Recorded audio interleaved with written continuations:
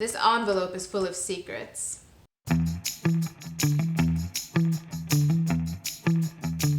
I'm Joanna and I buy weird things off the internet. I bought a stranger's mail from eBay. We're gonna read somebody else's mail. On places like eBay, you can buy vintage postcards. They have actual messages written on them. They were sent through the actual mail to actual people, and then you can buy them, read them, and peek into people's lives. This is how you peek into someone's life. Just FYI.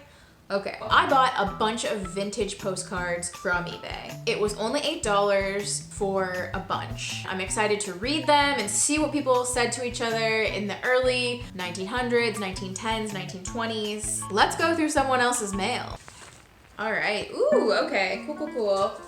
Bunch of postcards. Some of these are really old. This one's from 1905. It's from 1912.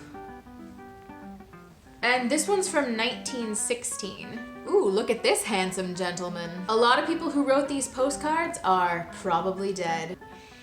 Oh, yep. That's a musty smell, all right. Yeah, that's the smell of old musty paper that's more than 100 years old. I'm gonna go through all of these. Will there be confessions of love? Will it be weird? There's a lot here. Oh.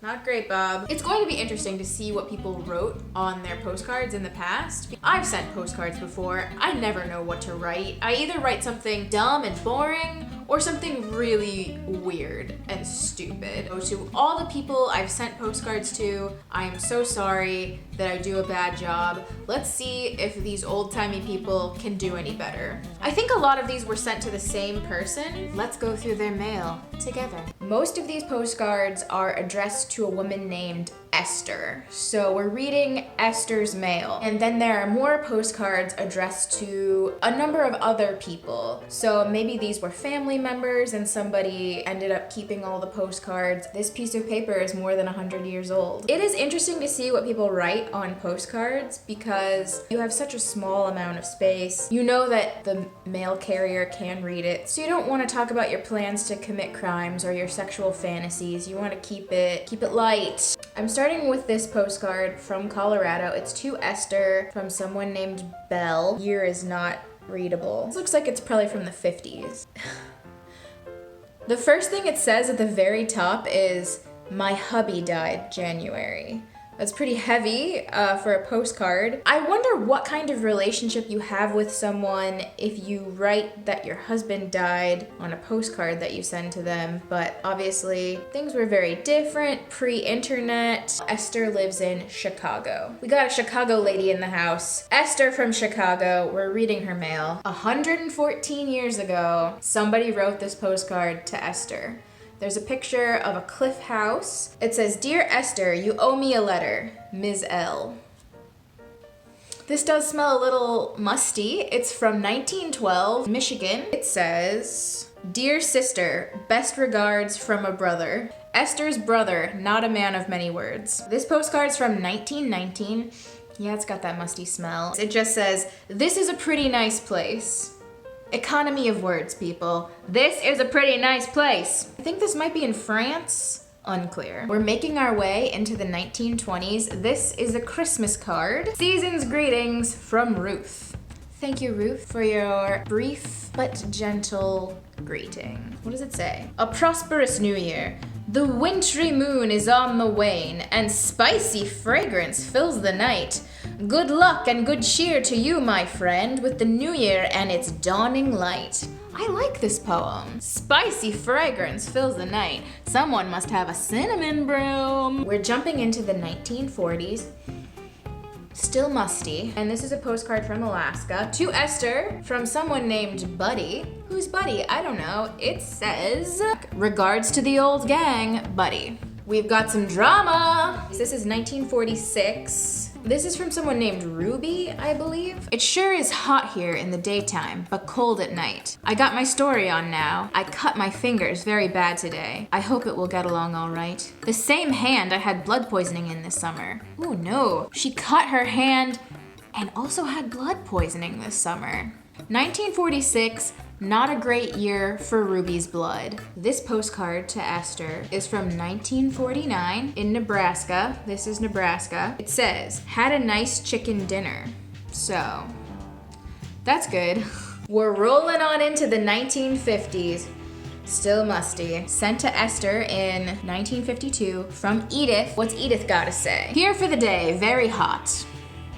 I wonder how Edith talked. Do you think she was like, here for the day, very hot? Probably not. That's probably not how she talked. I'm sorry that I keep doing that voice. I should stop. I could easily edit it out of this video, but I've chosen not to. Here is 1956. Greetings from Spooner, Wisconsin. We've got Grace and Al. They're fishing. Hi, folks. Fishing real good. Boys on lake from 5 a.m. till dark. Mosquitoes lift you off your feet. Ooh. In 1958, we have another postcard from Grace and Al. They're fishing on a lake again. Dear Esther, hope this finds you well. We are enjoying ourselves. Al is on the lake now.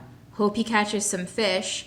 I'm wanting dinner as usual. Hope to see you soon. Love, Grace and Al. So as I handle these antique documents, you may be wondering, what food am I eating irresponsibly close to them? And the answer is spicy pickles. So what do we know about Esther? We know she got married. I noticed that her last name changed when the postcards were addressed to her. She seemed to have a lot of friends and family that liked her enough to send her a postcard because she got postcards from a variety of different people. So Esther in Chicago, you're all right. There are still a bunch more postcards though, and these are not addressed to Esther. They're addressed to a bunch of other random people. So we're gonna see what other secrets we can find in this old mail. Oh, hello. This postcard does not have a date, but it seems like it's probably from early 1900s, sent to a woman named Sadie who lived in Chicago, from someone named Emile. It appears to be from maybe Switzerland. Let's read it. Dear Ms. Vogel, I sent you a bunch of Edelweiss as a token of friendship and esteem. This should show you that I have not forgotten you. With kind regards, Emile. Don't fall in love with the fellow in the picture. It is no use. Don't fall in love with this guy. I had to look up what Edelweiss is. I wasn't even sure how to pronounce it. It's either flowers or liqueur. Emile sent Sadie either some flowers or some liquor. No, I feel like I'd probably have a better understanding if I've seen the movie The Sound of Music. I've not seen the movie The Sound of Music. Come at me in the comments with your hate, that's fine. This is another postcard from our beloved Emile. I love Emile. I cannot tell the date on this, but it does smell musty. Having a good time living way up on the mountain. Best regards, Emile. This postcard's from 1945, and this is the most incredible handwriting I've ever seen in my life. It's cursive, it's tiny, it's super legible, it's like magic. Like, what magical person was able to write this? I'm super impressed. This one's from 1905, that's the oldest we have. And as you can see, this is a picture of me and my baby crew. I roll with about 20 babies up in the clouds, and we have a great time. This is a Christmas postcard that has glitter on it. This glitter is older than I am, probably by like 50 years. I feel like old-timey glitter is probably not made up of the best, safest ingredients. So my question is, what is happening in this photo? It's a Wisconsin Dells. Here's some horses, and then what's up with these ladies? 1956. Weird times in Wisconsin. Okay, so what have we learned from this experience? I would say number one, people have not changed that much in 100 years as far as what they say to each other, especially on a postcard. Number two, it's really hard to come up with something good to write on the back of a postcard. There's not a lot of space. Whatever you write's gonna seem weird because you ran out of time. Number three, this guy, super hot. Everyone agrees. Okay, bye. If you enjoyed watching this video, please like it and subscribe to my channel because there will be more videos like this. If you would follow me on Instagram and Twitter, it would truly mean the world to me. So thirsty for those followers. I'm gonna drink them up, drink up the social media. This is getting super weird. I love you, goodbye.